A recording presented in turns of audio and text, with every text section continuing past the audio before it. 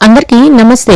Digital stories కి స్వాగతం. ఈ రోజు మనం వినబోయే కథ పేరు నిద్రించిన వెన్నెల. డాక్టర్ ముత్తేవి భారతి గారు రాశారండి ఈ కథని. ఇంకా కథలకు వెళ్ళిపోదామా. ఎండ కన్నెరుగని ఇంద్రుని ఇల్లాలు లాంటి శశి ఒక్కసారి ఉలిక్కిపడింది. చేతిలో ఉన్న నవల కంగారులో కింద పడింది. గబుక్కున తీసి గాడ్రేజ్లో చీరల మధ్య దాచేసింది. నవలలు చదివి పాడైపోతారు ఆడవాళ్లు అనే అభిప్రాయమున్న చాలా మందిలో మొదటివాడు రాజేంద్ర. అందుకనే అతని అభిప్రాయం పొరపాటని చెప్పి ఒప్పించే ధైర్యం లేని శశి ఈ మధ్య రహస్యంగా నవలలు చదవడం మొదలుపెట్టింది. ఆ వినిపిస్తున్న గొంతు బాగా పరిచయం ఉన్నదే. శశి గదిలోంచి డైనింగ్ టేబుల్ దగ్గరకు వచ్చింది. అలా ఆవిడ రావడమే ఆలస్యం. గ్లాస్తో నీళ్లు తెచ్చి బల్ల మీద ఉంచడం రాములకి అలవాటైపోయింది.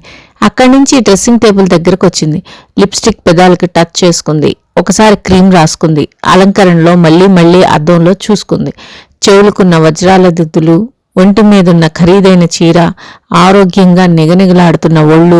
శశికి ఓ నిమిషం నవ్వొచ్చింది. ఈ బెడ్రూమ్, ఈ భవనం, ఆ తోట, ఓ ఇది ఇంద్రభోగమే. శశి మళ్ళా ఓసారి అద్దంలోకి చూసుకుంది. తలుపు తోసుకొని లోపలికొచ్చాడు రాజేంద్ర. నీకు తెలుసుగా నేను వచ్చి చాలాసేపు అయిందని.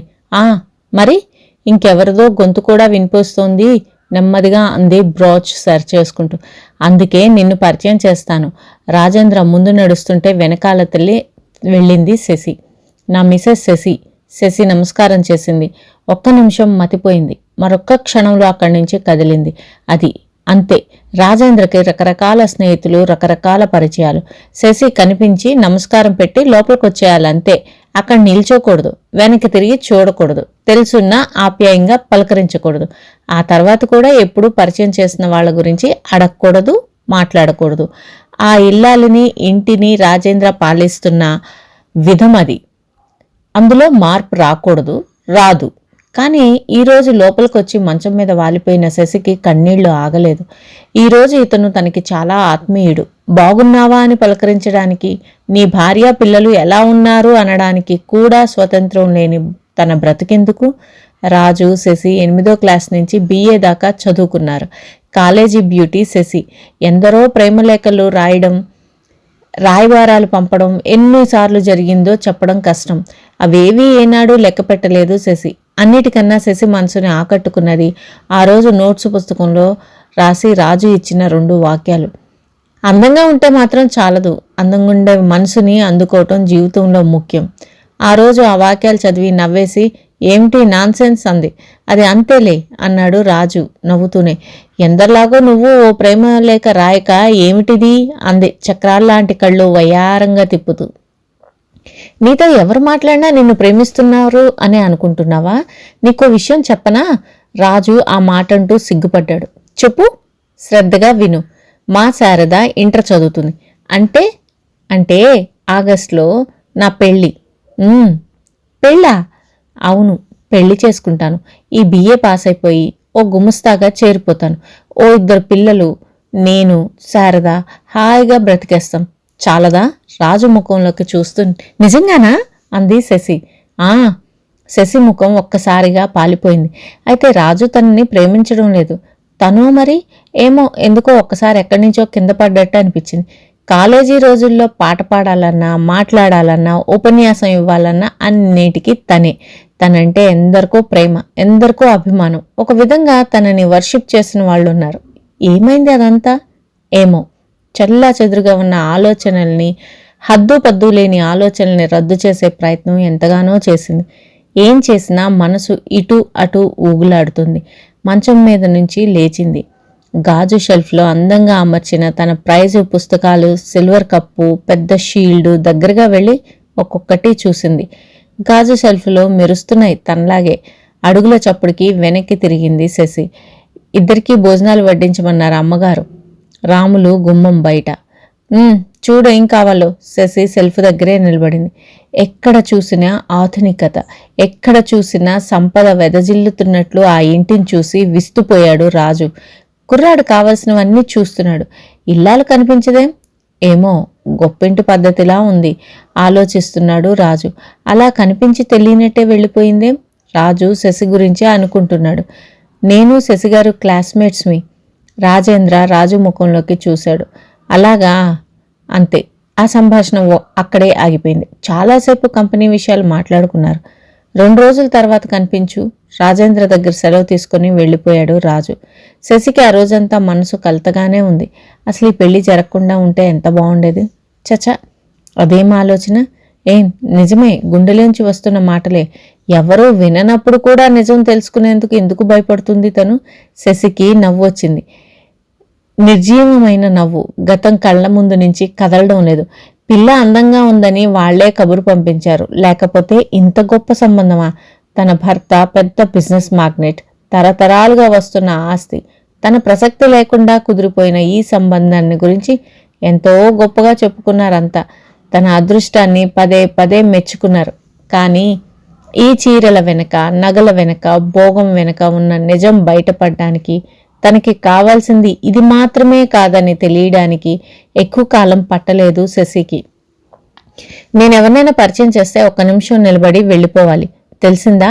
రాజేంద్ర శశి బుగ్గలు నిమురుతూ అన్నాడు.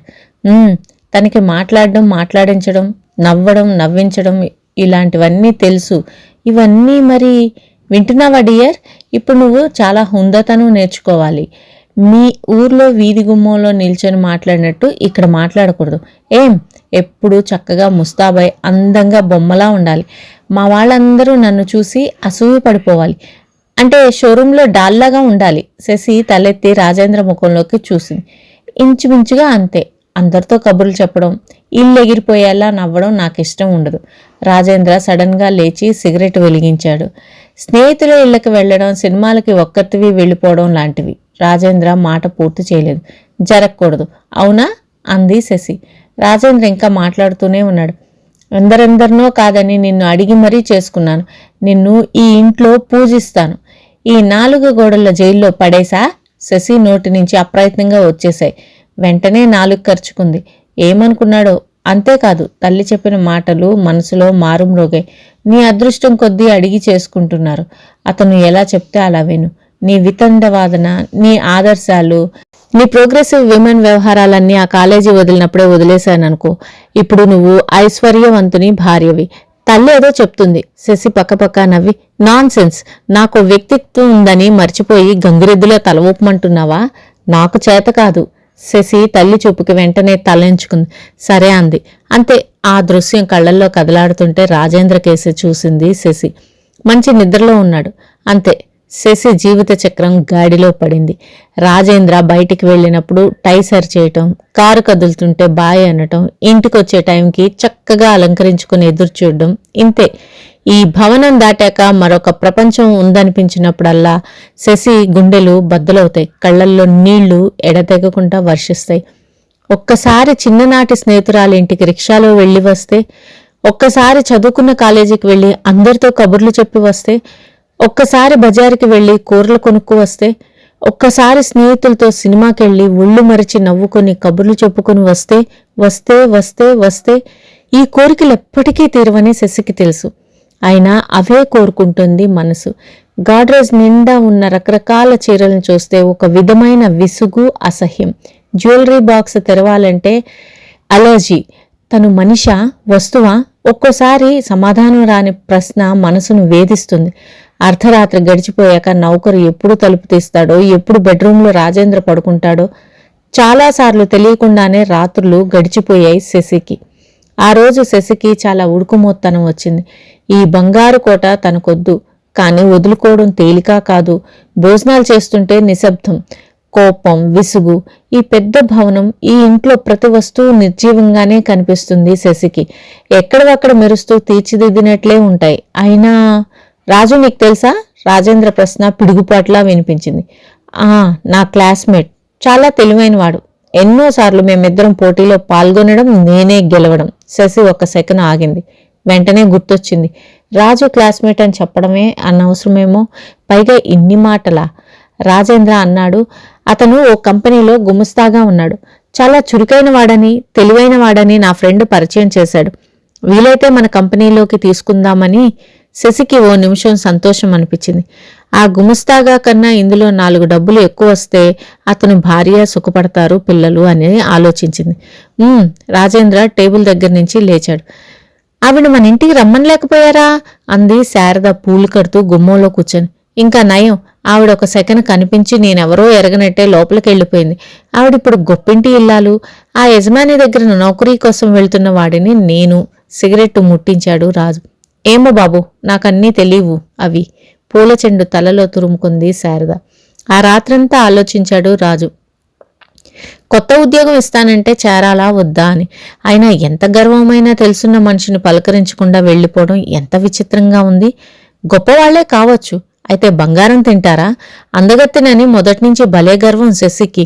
రాత్రంతా ఇలాగే ఆలోచనలో మునిగిపోయాడు రాజు. రాజేంద్ర కూడా ఇలాగే ఆలోచనలో ఆ రాత్రి మునిగిపోయాడు. ఇతన్ని ఉద్యోగంలోకి తీసుకుంటే తను కావాలనుకున్న చురుకైన కుర్రాడు దొరికినట్లే. కానీ తన భార్య, అతను స్నేహితురాళ్ళు కలిస్తేనే ఇష్టపడ్డు. ఇప్పుడు అతను ఈ ఉద్యోగం, సరే చూద్దాం, తొందరేముంది. నిద్రలో అన్నీ మర్చిపోయాడు రాజేంద్ర. శశికి నిద్రే పట్టలేదు. తనని ఏమనుకుంటున్నాడో రాజు. తను గొప్ప ఐశ్వర్యవంతురాలని, గర్విష్టి అని ఇలా ఏదేదో అనుకుంటూ ఉండుంటాడు. శశి కళ్లల్లో నీళ్లు తిరిగాయి. గుండె గొంతుకులోకి వచ్చింది.